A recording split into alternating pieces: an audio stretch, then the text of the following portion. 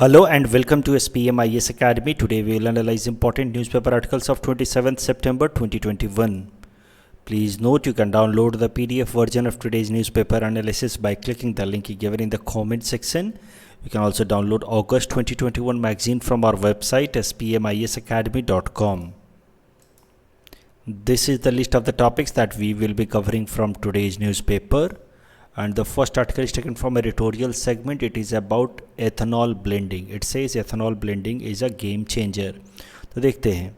This topic is important from our syllabus paper 4 Indian economy point of view, especially from agriculture sector. तो सबसे पहले ethanol के बारे में समझते हैं. It is a type of alcohol that is produced from mainly agricultural products that have high starch content. Starch, I hope आप समझते होंगे. High carbohydrate content starch content वाले सब्सटेंस से एथेनॉल बनता है. फॉर एग्जांपल शुगर केन या corn, इनसे ethanol बनता है.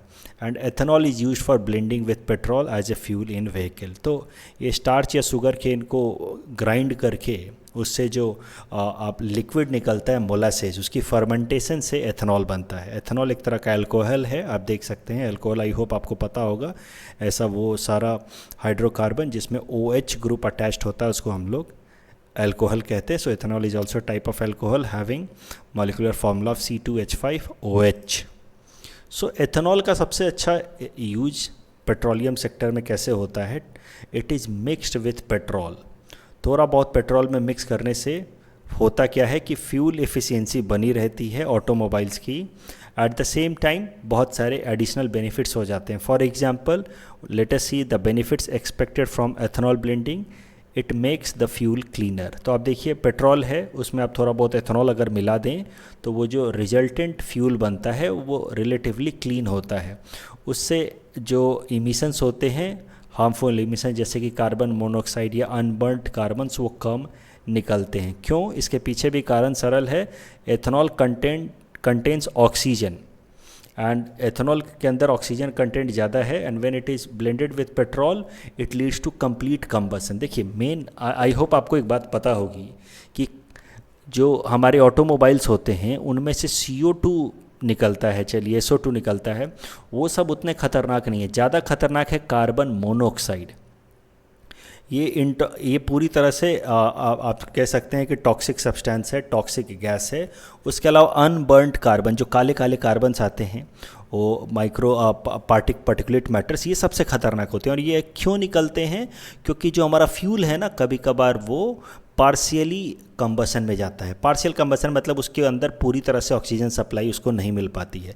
लेकिन अगर एथेनॉल के साथ ब्लेंड कर दिया जाए तो ऑलरेडी इसके अंदर ऑक्सीजन है, और ऑक्सीजन होने के कारण देयर इज़ कंप्लीट कंबसन, और कंप्लीट कंबसन होने के कारण कार्बन मोनोऑक्साइड और अनबर्न्ड कार्बन्स नहीं निकलते हैं या बहुत कम निकलते हैं. दूसरा, of course it will reduce our over dependence on import of crude oil. आपको पता है कि इंडिया के अंदर नेचुरली क्रूड ऑयल ज़्यादा मिलता नहीं है, तो हमारी क्रूड ऑयल के रिक्वायरमेंट को मीट करने के लिए हम इसे फॉरेन से इंपोर्ट करते हैं, मेनली फ्रॉम अरेबिक कंट्रीज़. उसके अलावा थोड़ा रसिया से भी इंपोर्ट करते हैं, वेनेजुला से इंपोर्ट करते हैं, US से इंपोर्ट करते हैं हम लोग.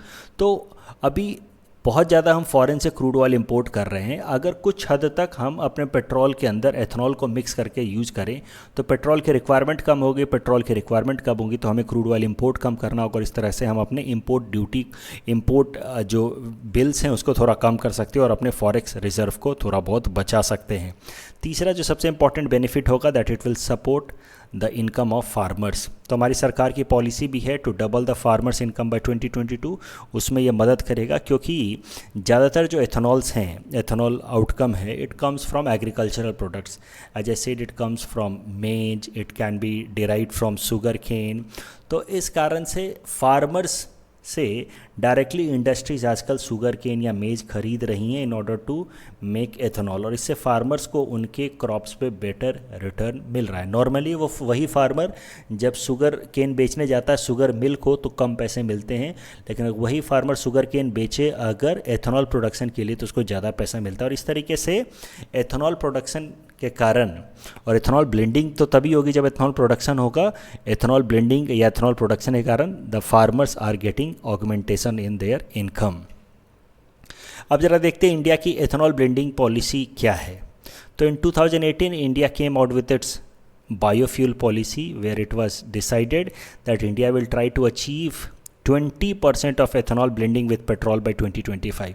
In fact, आपको एक बात जाननी चाहिए, वैसे अब इतनी इंपॉर्टेंट नहीं है, जब 2018 में बायोफ्यूल पॉलिसी लाई गई थी तो टारगेट था कि 2030 तक हम 20% एथेनॉल ब्लेंडिंग अचीव करेंगे 2030 तक, लेकिन बाद में उस डेट को प्रीपोन कर दिया गया और अब कट ऑफ डेट रखा गया 2025 तक का in order to attain 20% of ethanol blending. अगर मौजूदा लेवल ऑफ ब्लेंडिंग की बात की जाए तो इट इज़ ओनली एट 8%, यानी कि अभी हम सिर्फ 8% के आसपास पेट्रोल में एथेनॉल मिलाते हैं। मतलब 92 लीटर अगर पेट्रोल है तो 8 लीटर एथेनॉल है ऑन एन एवरेज, लेकिन उसको बढ़ा करके 20% तक करने का टारगेट है according to 2018 biofuel policy by 2025। अब ज़रा देखते हैं कि जब एथेनॉल मिक्स किया जाता है हमारे व्हीकल्स में, ऑटोमोबाइल्स में, तो उनकी फ्यूल इफ़िशियंसी पे कुछ असर पड़ता है या नहीं। फ्यूल इफ़िशियंसी का मतलब है कि मान लीजिए कि जो आपकी गाड़ी है, if it is not designed to handle fuel that is mixed with ethanol, तो उस पर क्या असर पड़ेगा, क्या वो चलेगी, नहीं चलेगी, क्या ख़राब हो जाएगी, ये देखते हैं। तो देखिए, ऐसा है कि अगर आप की गाड़ी अगर वो मॉडिफाइड नहीं है टू हैंडल बायोफ्यूल, फिर भी अगर आप उसमें बायोफ्यूल डालेंगे तो ऐसा नहीं कि वो पूरी तरह से ख़राब हो जाएगी, वो चलेगी, लेकिन उसकी थोड़ी सी फ्यूल इफ़िशियंसी ख़राब हो जाएगी। मतलब जितना वो आपको माइलेज देती है वो माइलेज कुछ हद तक कम हो जाएगा। तो मुद्दा ये है कि if a vehicle is designed for E0 means not designed for using blended fuel. In that case, if you are using E20 fuel, then in that case the fuel efficiency may come down by 6 to 7% of that vehicle. Otherwise लेकिन आजकल ज़्यादातर जो two wheeler vehicles बन रहे हैं या passenger vehicles बन रहे हैं उनमें E5 फ्यूल तक, E5 मतलब 5% तक ब्लेंडेड फ्यूल वाली ही इंजन लगाई जा रही है, जो E10 फ्यूल तक यानी कि 10% तक ब्लेंडेड फ्यूल को वो मैनेज कर सकते हैं। लेकिन फ्यूचर में हमें कोशिश करनी होगी, भारत सरकार पॉलिसी भी इस तरह के लेकर के आ रही है कि जितने भी ऑटोमोबाइल्स हैं खासकर 4 व्हीलर्स, अब वो E20 फ्यूल के हिसाब से ही ऑप्टिमाइज़ किए जाएँ, बनाए जाएं। अब ज़रा देखते हैं कि एथेनॉल प्रोडक्शन के लिए मैंने तो आपको बताया कि एग्रीकल्चरल प्रोडक्ट्स चाहिए होते हैं जिनमें हाई स्टार्च कंटेंट होगा, लेकिन वो रॉ मटेरियल्स भी अलग अलग तरीके के हो सकते हैं। So the raw materials for ethanol production are of different type and that is why they have been classified into 4 parts: first generation, second generation, third generation and fourth generation. तो first generation वाला जो raw material है for ethanol production, वो materials हैं that are used for food by human beings also. For example sugar beet, sugar cane, wheat, corn. तो इनसे ethanol बनाना बहुत समझदारी की बात नहीं होगी, क्योंकि इसको तो हम खाने के लिए भी इस्तेमाल करते हैं। अब अपने खाने का सामान छोड़ करके और हम एथेनॉल बनाएं ताकि गाड़ियों में ब्लेंडिंग हो पेट्रोल के साथ, ये तो बहुत समझदारी वाली बात हो ही नहीं। तो फर्स्ट जनरेशन वाले जो रॉ मटेरियल्स हैं, these are those raw materials that are used by humans also for food purpose and that is why they are in general being not used। इसको धीरे धीरे डिस्करेज किया जा रहा है, क्योंकि एक तरफ तो हमारे इस अर्थ पे इतनी फूड इनसिक्योरिटी है, कितने लोग भूखे हैं, और दूसरी तरफ हम उससे एथेनॉल बनाएं गाड़ियों में पेट्रोल के साथ ब्लेंडिंग करने के लिए, अच्छी बात नहीं है। It's not a sustainable solution. तो इस कारण से सेकंड जनरेशन रॉ मटेरियल्स का इस्तेमाल किया जा रहा है। सेकंड जनरेशन वो रॉ मटेरियल्स हैं that are non edible biomass, ऐसी चीज़ें जो हम खाते नहीं हैं। फॉर एग्जांपल राइस हस्क, जो राइस के ऊपर का जो वो कवर होता है, या बैम्बू, इनकी मदद से बनाए जाने वाले एथेनॉल को हम लोग कहते हैं second generation raw material ethanol. Third generation raw material ethanol और भी बेहतर है, क्योंकि इसमें एल्गी का इस्तेमाल किया जाता है। आपने देख रखा होगा ग्रीन कलर के एल्गी, जहाँ पे पानी रहता है उसके ऊपर ग्रीन कलर के एल्गी लग जाते हैं। तो इन एल्गी को जानबूझ करके उगाया जाता है, एल्गी प्रोडक्शन किया जाता है, और बाद में इन एल्गीज से एथेनॉल बनाया जाता है। इनके अंदर भी स्टार्च होता है एल्गीज के अंदर। इससे फ़ायदा क्या हुआ कि एल्गीज एक तरह के प्लांट्स हैं, तो जब तक इनसे एथेनॉल नहीं बनाया जा रहा तब तक इन एल्गीज ये ऑक्सीजन रिलीज कर रहे हैं इन्वायरमेंट में, CO2 को कैप्चर कर रहे हैं, और बाद में एथेनॉल बनाने में काम आ जाएंगे। तो ये और भी बेहतर है। और फोर्थ जनरेशन एथेनॉल प्रोडक्शन वाले जो रॉ मटेरियल्स हैं, they are being produced from waste materials. जो भी जो डिस्पोज्ड वेस्ट मटेरियल्स हैं, खाने पीने की जो चीज़ें होती हैं जिसको हम डिस्पोज कर देते हैं, और उनके अंदर भी तो स्टार्च होता है, उनसे एथेनॉल बनाने का जो प्रोसेस है, और या फिर इस तरह के रॉ मटेरियल्स जो वेस्ट प्रोडक्ट्स हैं, उन raw materials materials, raw products, इनको हम लोग कहते हैं fourth generation ethanol producing raw materials. तो आप समझिए कि फर्स्ट जनरेशन से ज़्यादा इन्वायरमेंट ह्यूमन फ्रेंडली है सेकंड जनरेशन, सेकंड जनरेशन से भी ज़्यादा अच्छा इन्वायरमेंट एंड ह्यूमन फ्रेंडली है थर्ड जनरेशन, थर्ड जनरेशन से भी अच्छा है फोर्थ जनरेशन। फोर्थ जनरेशन में डबल फायदे, रॉ मटेरियल भी खत्म, आई मीन वेस्ट मटेरियल भी दुनिया में ख़त्म हो रहा है, गंदगी भी खत्म हो रही है, और उस गंदगी को हम कन्वर्ट कर ले रहे हैं इन एथेनॉल। तो अब देखिए, ये है कोई भी इस तरह का क्रॉप होता है, उस क्रॉप का हम फर्मेंटेशन करते हैं, फिर प्यूरिफिकेशन करके एथेनॉल बनाते हैं, फिर ब्लेंडिंग करते हैं और फ्यूल स्टेशन पे पहुंचाते हैं थ्रू ट्रांसपोर्टेशन। अभी जो क्रॉप है, ज़्यादातर आज भी जो रॉ मटेरियल्स यूज होते हैं वो फर्स्ट जनरेशन या सेकंड जनरेशन ही होते हैं, क्योंकि अभी भी एल्गीज का या फिर फोर्थ जनरेशन रॉ मटेरियल्स का बहुत ज़्यादा उसका इकोनॉमिक लेवल पे अभी उसका इस्तेमाल नहीं हो पा रहा है, क्योंकि उस प्रोसेस को लेने जाने में महंगाई बढ़ जाती है, एथेनॉल काफ़ी महंगा पड़ने लगता है, इस कारण से it is not getting commercially viable so far. इसीलिए mostly the ethanol produced till now is of one first generation और सेकेंड जनरेशन टाइप। अब जरा देखते हैं कि what steps have been taken by Assam government to promote ethanol production in Assam. तो दो important steps लिए गए हैं। पहला, एथेनॉल प्रमोशन पॉलिसी लेकर के आई है Assam government. Recently it has come up with this ethanol promotion policy, जिसमें इन्होंने अनाउंस किया है that they will give capital subsidy, interest subvention. Capital subsidy I hope आप समझते होंगे, अगर किसी बिजनेस को लगाने में मान लीजिए 5 करोड़ का खर्चा है तो सरकार कहती है कि चलिए हमारे तरफ से 1 करोड़ या 2 करोड़ ले लीजिए, यानी कि कैपिटल अमाउंट में से कुछ हिस्सा सरकार सब्सिडाइज कर देती है। इंटरेस्ट सबवेंशन मतलब लोन दिलवा देती है सस्ते दामों पे। टैक्स इंसेंटिव मतलब टैक्स की छूट दे देती है। तो ये सब चीज़ें दे रही है सरकार उन सारी कंपनियों को जो हमारे स्टेट के अंदर एथेनॉल प्लांट लगाएंगे, और इससे उम्मीद की जा रही है कि हमारे स्टेट के अंदर एथेनॉल प्लांट के लिए इन्वेस्टमेंट बढ़ेगा।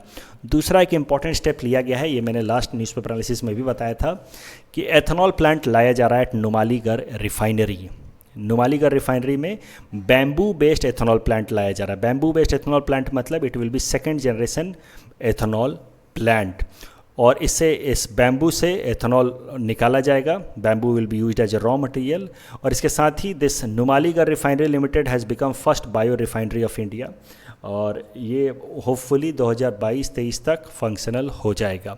इसमें जो टेक्नोलॉजी इस्तेमाल की जा रही है उस टेक्नोलॉजी का नाम है Chempolis Formico bio technology. This technology has been taken from Finland company, Finnish company, इसका नाम है केम पॉलिस। इस टॉपिक के बेसिस पे ये मेंस प्रैक्टिस क्वेश्चन हमने आपको दे रखा है और ये प्रीलिम्स प्रैक्टिस क्वेश्चन भी दे रखा है। Please attend this question and you can submit the answer in the comment section.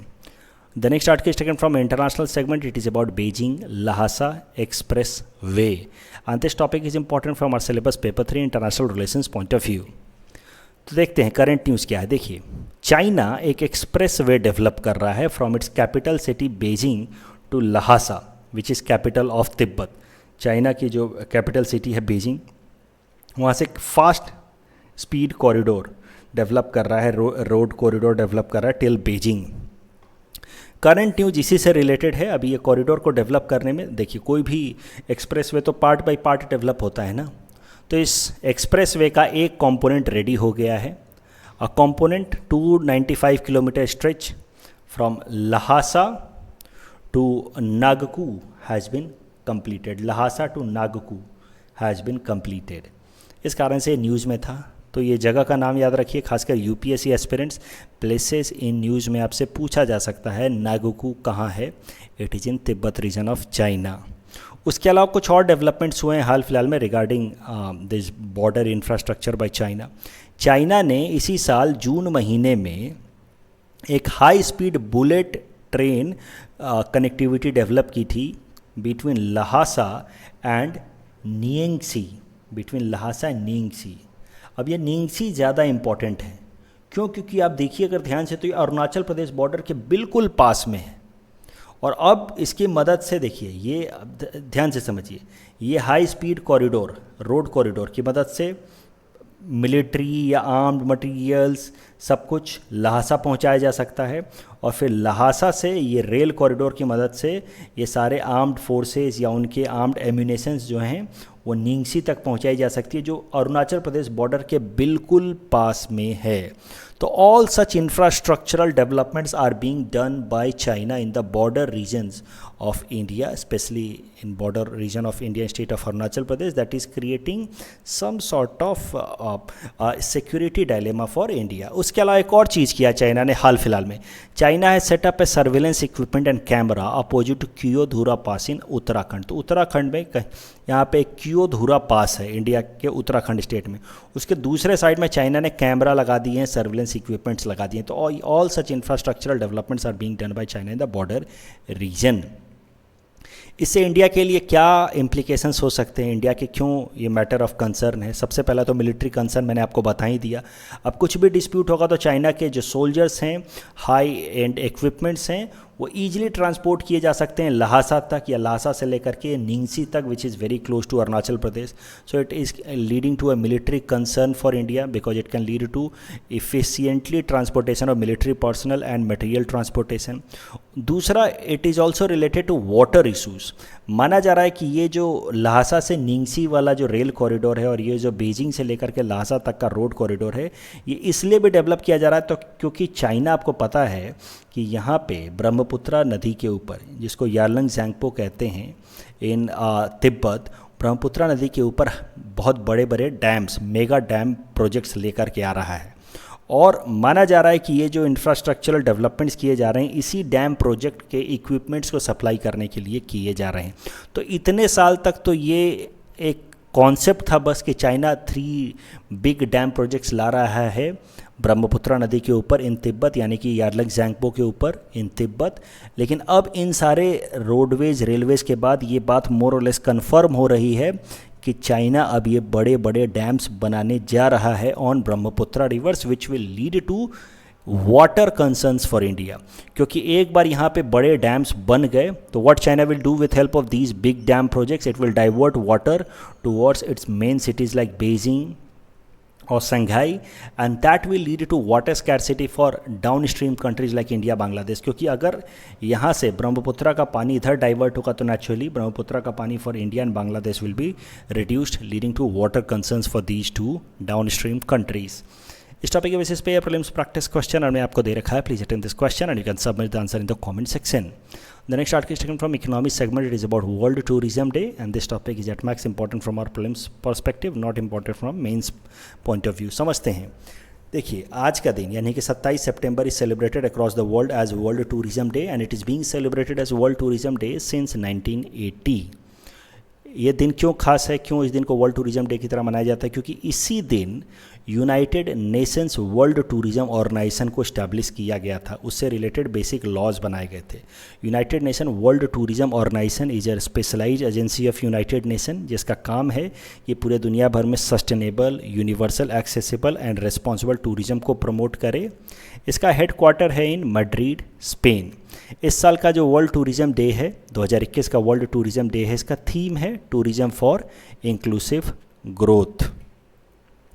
The next article is taken from Assam segment. It is about Santi Swarup Bhatnagar Award 2021 and this topic is important from our syllabus again, prelims perspective, not from mains perspective. देखिए, समझते हैं फिर से. 26 सितंबर यानी कि कल का दिन जो था, that was 80th foundation day of council of scientific and industrial research, CSIR. CSIR आपको पता है भारत सरकार की एक सबसे इंपॉर्टेंट साइंटिफिक और इंडस्ट्रियल रिसर्च को से रिलेटेड ऑर्गेनाइजेशन है, इंस्टीट्यूशन है. तो CSIR का कल 80th फाउंडेशन डे था और हर फाउंडेशन डे पे अपने CSIR साइंटिस्ट्स को शांति स्वरूप भटनागर अवार्ड देती है. Shanti Swarup Bhatnagar award is highest science award in our country, जो साइंटिस्ट लोगों को उनके रिसर्च वर्क के लिए दिया जाता है. तो शांति स्वरूप भटनागर अवार्ड 2021 का कल दिया गया. उसमें टोटल 11 साइंटिस्ट्स को शांति स्वरूप भटनागर अवार्ड मिला. APSC एस्पिरेंट्स को एक बात याद रखनी है कि out of these 11 scientists who got Shanti Swarup Bhatnagar award 2021, one belong to Assam, doctor Binoy Kumar Saikia, scientist of CSIR north east institute of science and technology which is at Pulibor, and इनको भी इस साल शांति स्वरूप भटनागर अवार्ड 2021 का मिला है. The next article is again taken from Assam segment. It is about GI tag for Judima drink. And this topic is important from our syllabus paper 6 Assam culture point of view. तो सबसे पहले देखते हैं क्या है current news. Judima which is a wine brewed by Dimasha community in Assam, has been now given GI tag. The wine is made up of rice and certain kinds of herbs. It is the first beverage from entire northeast region to earn this level. Judima is intrinsic to social and cultural life of Dimasa. तो सीधी बात है, PT perspective से याद रखिए कि Dimasa community को belong करता है ये Judima drink, traditional drink of Dimasa community and which has been given GI tag. कल जो हमने आपको प्रैक्टिस क्वेश्चन दिया था उसका आंसर देख लेते हैं. Armed Forces Special Power Act was first implemented in India during Quit India Movement. Correct answer will be option D. Which are the following countries highest trade with India. Correct answer will be option C, UAE, क्योंकि सबसे ज़्यादा तो China, US और तीसरा number UAE है. So the correct answer is option C. India's first biofuel refinery, ये तो मैंने आज भी कराया है. The correct answer will be option D, Numaligarh refinery. That's all from our side for today. Thanks for watching.